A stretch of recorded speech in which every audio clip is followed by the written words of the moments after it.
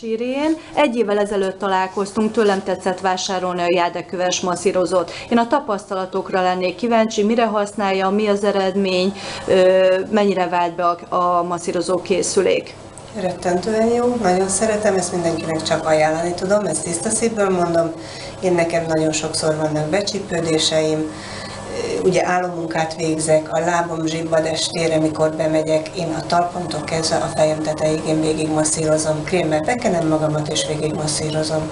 Ez egy ilyen 20-25 perces művelet, de rettentő. És minden nap tetszik használni? Én nem minden nap használom, amikor van, a fájdalmam van, akkor igen, akkor minden nap használom, de máskülönben egy héten kétszer azt tudni. Az már rendben van, tehát a fenntartó kezelés.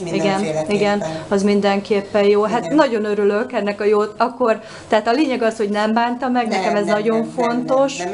Ez az egy gép, amit az arcomat, a fejbőrömet, mindent végig masszírozok vele, tehát ezt tényleg mindenkinek tudom ajánlani. Köszönöm szépen, hogy eltetszett mondani ezeket a jó tapasztalatokat.